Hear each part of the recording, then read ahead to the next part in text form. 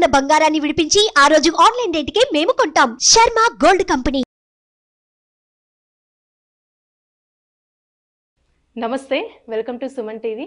నేను మీ యామ్ని.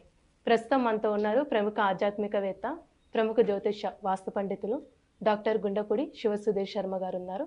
గురుగారితో మాట్లాడి మనకున్న సందేహాన్ని అడిగి తెలుసుకుందాం. నమస్కారం గురుగారు. శ్రీమాత్రే నమః, శ్రీ గురుభ్యో నమః. గురుగారు, ఇప్పుడు జూన్ నెలలో మిథున రాశి వారికి ఏ విధంగా ఉంటుందండి? అసలు మిథున రాశి వారికి ఈ జూన్ మాసం కొంచెం నిరాశగా వెళ్తుందమ్మా. అనుకున్న పనులు ముందుకు వెళ్ళవు. అలాగే వీళ్ళు ఎంతో కాలం నుంచి ఈ సమయంలో మా పని పూర్తవుతుంది, దీనివల్ల మంచి ఫలితాన్ని పొందుతాం అనుకునేటువంటి వాళ్ళు కూడా నిరాశకు గురయ్యేటువంటి అవకాశాలు ఎక్కువగా కలుగుతుంది.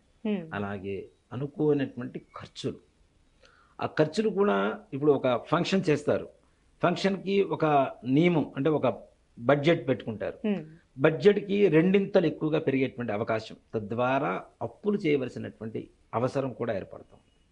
అలాగే ఆరోగ్య భంగం, మానసికమైనటువంటి చాలా విశేషమైనటువంటి ఒత్తిడికి లోనవుతూ ఉంటారు. ముఖ్యంగా ఈ రాశి వాళ్ళు, మిథున రాశి వాళ్ళు ముఖ్యంగా చెప్పాలి అంటే ద్వాదశ స్థానంలో ఉన్నటువంటి గురుగ్రహ ప్రభావం అనేది విపరీతంగా వీళ్ళ మీద చూపిస్తూ ఉంది. దీని ద్వారా ఏంటంటే ఎక్కువగా వీళ్ళకి మానసిక అశాంతి, ఖర్చు పెరుగుతోంది, భయాందోళన, అనారోగ్యం, ఇవన్నీ కూడా వీళ్ళని చుట్టుముడుతూ ఉంటాయి. కానీ దీంట్లో కూడాను చిన్న వీళ్ళకి ఒక ఉపసంహరణ అంటే ఒక చిన్న రిలీఫ్ అంటాం కదా, విశ్రాంతి, అలాంటిది దొరుకుతుంటుంది. ఎప్పుడు అంటే జూన్ 15వ తారీఖు తర్వాత, అంటే ద్వితీయార్థం అంటాం. ఒక నెలని 2 భాగాలుగా చేసుకుంటే ప్రథమార్థం 15 రోజులు, ద్వితీయార్థం 15 రోజులు. అమావాస్య పౌర్ణమి ఎలానో అలాగే జూన్ నెలలో 15వ తారీఖు వరకు ఈ రకమైనటువంటి పరిస్థితులు ఉన్నా 15 తారీఖు తర్వాత 30వ తారీఖు వరకు కూడాను కొంతవరకు చిన్న రిలీఫ్ అనేది మాత్రం తప్పనిసరిగా ఏర్పడుతుంది.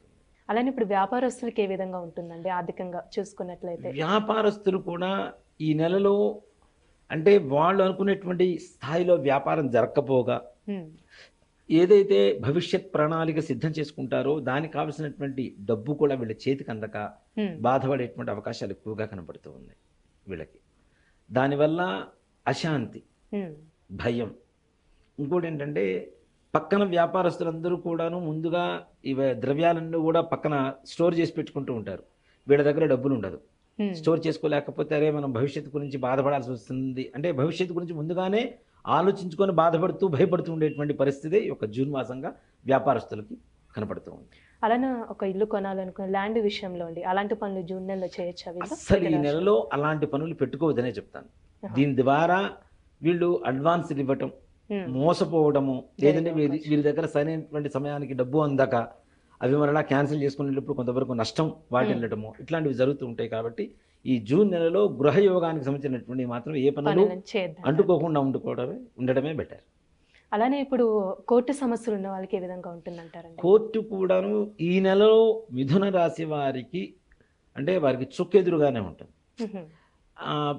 వీళ్ళకి ప్రత్యర్థులు ఎవరైతే ఉంటారో వాళ్ళది పై చేయిగా కనపడుతూ ఉంటుంది. కాబట్టి అలాంటివి ఏమైనా ఉంటే వాయిదాలు తీసుకుంటూ వాయిదా వేసుకుంటూ ముందుకు వెళ్ళిపోవడం అనేది ఉత్తమమైనటువంటి మార్గంగా చెప్పవచ్చు. ఇలా ఉంటుంది. అలాగే విదేశీ ప్రయాణాలు, విదేశీ ప్రయాణం చేయాలనుకునేటువంటి వారికి కూడా కష్టతరంగానే ఉంటుంది. వీసా దాకా వెళ్ళి అక్కడ వీసా ఇంటర్వ్యూలో ఫెయిల్ అవ్వటము, ఇప్పుడు ఉన్నటువంటి పరిస్థితుల్లో ఏదైతే అమెరికా ఇట్లాంటి ప్రయాణాలు అనుకుంటున్నామో మనం ఆ దేశానికి వెళ్ళి మనం ఇంటికి వెళ్ళి అక్కడ నివాసం ఉండేంత వరకు కూడా గ్యారంటీ లేదు. అంటే ప్రాసెస్ అనేది కొంచెం కష్టంగా అవుతుంది. ఒకవేళ ప్రయాణం చేసిన ఎయిర్పోర్ట్లోంచి అక్కడ దిగిన తర్వాత ఎయిర్పోర్ట్లోంచి వెనక్కి వచ్చినా కూడా ఆశ్చర్యపడాల్సినటువంటి పరిస్థితి లేదు.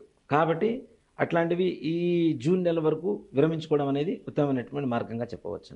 అలాగే విద్యార్థులు, వీళ్ళు కూడా కష్టపడి బాగా కష్టపడితే 100% కష్టపడితే ఏదో సోసోగా ఒక 50% 60% వరకు ఏదో మార్కులు రాబట్టుకోవడానికి అవకాశం ఉంటుంది. అలాగే ప్రమోషన్స్, ఉద్యోగాలు, ప్రమోషన్స్ కోసం అవి కూడాను నిరాశాజనకంగానే ఉన్నాయి. ముందుకు వెళ్ళేటువంటి అవకాశాలు తక్కువ. అయిపోయింది ఇంకో గంటలో అంటే వీళ్ళకి ఆశ కలుగుతూ ఉంటుంది, కానీ పని మాత్రం కాదు. రేపు పొద్దున వచ్చేస్తుంది, మీకు లెటర్ వచ్చేస్తుంది, మీకు మెయిల్ వచ్చేస్తుంది, అయిపోయింది, మీరు ప్రమోషన్ వచ్చేసింది, అది ఇదని చెప్తూ ఉంటారు. కానీ ఆ చివరి క్షణాల్లో కూడాను మరలా మారిపోయి మరలా వీరికి ప్రమోషన్ రాదు, మళ్ళీ కొన్ని రోజులు కొన్ని నెలలు వాయిదా పడుతుందో అనేటువంటి ఒక నిరాశాభావ స్థితి మాత్రం ఎక్కువగా కనబట్టనే అవకాశాలు ఉన్నాయి. అలానే ఇప్పుడు రాజకీయ నాయకులకి ఏ విధంగా ఉండొచ్చండి? రాజకీయ నాయకులకి శత్రుత్వం పెరుగుతూ ఉంటుంది. మ్మ్. ఇంకా ఒక మాట చెప్పాలంటే ఎవరైతే మిత్రులుగా ఉంటారో వాళ్ళు శత్రువులుగా మారుతూ ఉంటారు. నమ్మక ద్రోహం చేసేటువంటి అవకాశాలు ఎక్కువ కనబడుతున్నాయి. కాబట్టి ఈ రాజకీయపరమైనటువంటి వ్యక్తులు కూడాను పక్కన ఉండేటువంటి వ్యక్తులను ఎంతవరకు నమ్మాలో అంతవరకు నమ్ముతూ వాళ్ళ కార్యాలు ముందుకు వెళ్ళడం అనేది సూచించదగినటువంటి విషయం. అలానే ఇప్పుడు జూన్ నెలలో మిథున రాశి వారికి కొంచెం సరిగ్గా లేదు కాబట్టి ఎలాంటి పరిహారం చేసుకోవాలండి వీళ్ళు? ముఖ్యంగా ప్రతి గురువారం మ్మ్. అది దత్తాత్రేయ స్వామివారి కావచ్చు, రాఘవేంద్ర స్వామివారి దేవాలయం కావచ్చు, ఇలాంటి దేవాలయాలకి గురు దేవతల ఆలయాలకి వెళ్ళి మ్మ్. శనగలు ఉంటాయి కదమ్మా మనకి. అవునండి. ఈ శనగలు అంటే మరలా ఈ హైబ్రిడ్ శనగలు కాకుండా నాటు శనగలు అని చెప్పి మనకి ఎక్కువగా బ్రౌన్ కలర్లో మెరూన్ కలర్లో ఉంటాయి బాగా. ఆ మెరూన్ కలర్ శనగలు తీసుకుని వెళ్ళి ఒక 1/4 కేజీ ముందుగా నానబెట్టుకొని ఇంట్లో వాటిని గుగ్గిళ్ళు చేసుకొని ఆ దేవాలయానికి వెళ్ళి నైవేద్యం పెట్టేసేసి బయట ఉండేటువంటి బిచ్చగాళ్ళు ఉంటారు కదా, ముష్టి వాళ్ళు ఎవరన్నా, వాళ్ళకి ఈ శనగలు ఏవైతే ఉంటాయో కొద్ది కొద్దిగా ప్రసాదంగా పెట్టి దాంతోపాటు ఏదైనా 1 రూపీ 2 రూపీస్ కాయిన్స్ ఉంటాయి.